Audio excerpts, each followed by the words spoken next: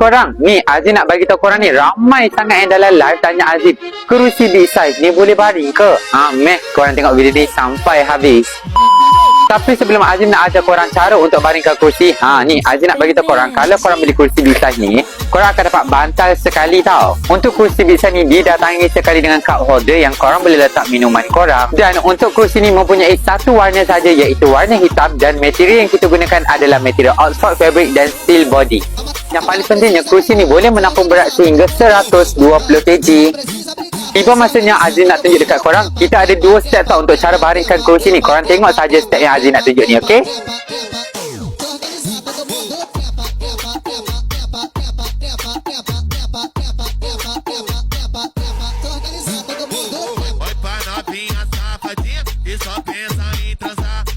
Tu saja cara untuk baringkan kursi big size ni. Dapat tak korang? Kalau dapat, korang berminat, korang boleh dapatkan dekat Balcony sekarang.